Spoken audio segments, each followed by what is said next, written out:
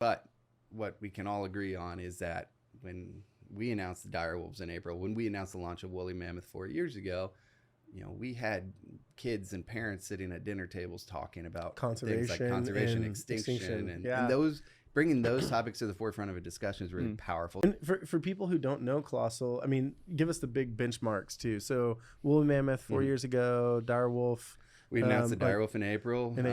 3 years ago, we announced that we were starting the Tasmanian tiger, or the thylacine project. So that's a species. Carnivorous marsupial went extinct in 1936. Was driven to extinction because of a government subsidized eradication program. They were afraid that they were a threat to livestock like sheep. Turns out they're not. By the time they realized they weren't really a threat and this was a really unique species that they should conserve, it was too late. Right, the last one was being removed from the landscape.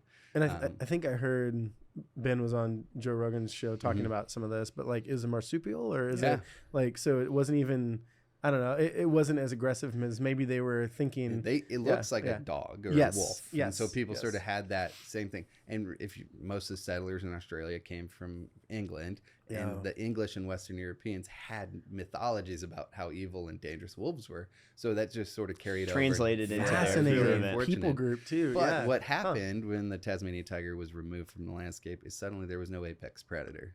And if you think about like when the wolves were removed from Montana and Yellowstone National Park and then they were put back in, there's this trophic cascade that happens that helps rebalance an ecosystem. What they have now is an imbalance. So they have no apex predator. There's nobody controlling things like sick animals. So disease spreads. So if you've ever heard of Tasmanian devil facial tumor disease, it's literally a contagious tumor that they bite each other. It's a way they socialize and it spreads the tumor. If those sick animals were on the landscape with a thylacine or a Tasmanian tiger, they'd be predated and they wouldn't have the opportunity to spread their disease. Right? Wow. And then you've seen a huge surge in populations for middle level herbivores. So some of the macropods like the wallabies, things like brush-tailed possums that are just overtaking everything. And then they have invasive species like cats.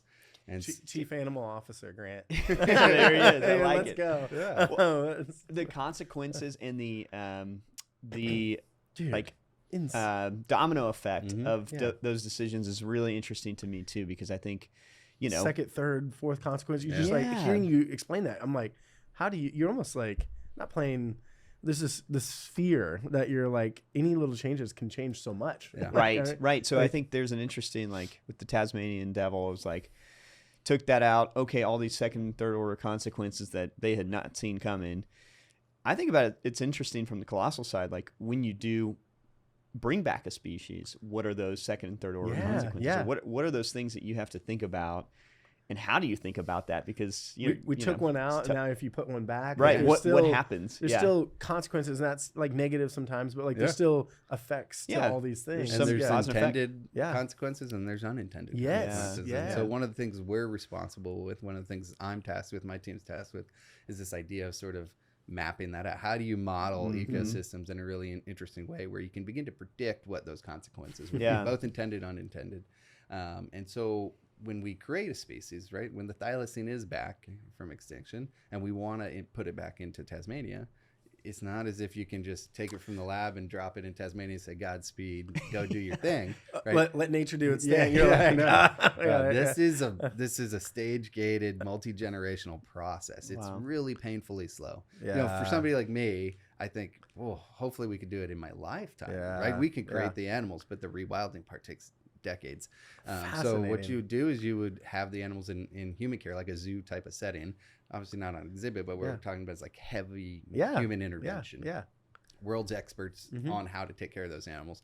And you eventually, over generations, you remove your intervention, you give them more space. Remove intervention, give them, until they're showing you all the signs that these are semi-wild, more wild animals that then could thrive on their own back in the wild. And then you make that move. But along that way, you also have to have the parallel sort of human engineering piece.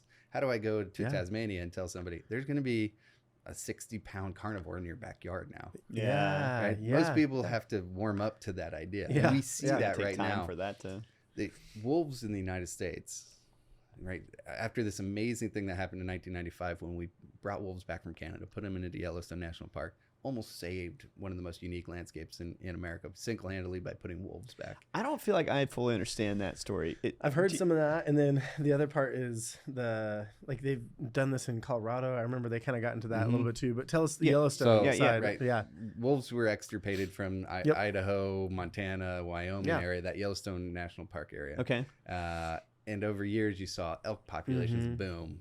You saw them start to overgraze. Yeah. They began to overgraze the willows along the banks of the rivers. Now Changed there's no root system that's holding the soil in place. So you had these amazing switchback rivers with oxbow features, and you had beavers in there, and you were able to slow the flow. That made it more useful for the ecosystem. You removed the wolves, you got more elk, you had fewer willows, and you lost all the consequences. The river just started flowing straight and fast and shallow and eroding banks. And so you lost all this biodiversity, this unique biodiversity that was really greater Yellowstone ecosystem. You put wolves back in, you reduced that population, allowed willows to thrive. And willows brought back beavers. Beavers slowed the flow. Dude, you got the switch back to the river, and suddenly you had animals thriving along the banks of the river. In the same way, if you did that in Tasmania, you could find, not that exact example, but you'll find other second, third order consequences.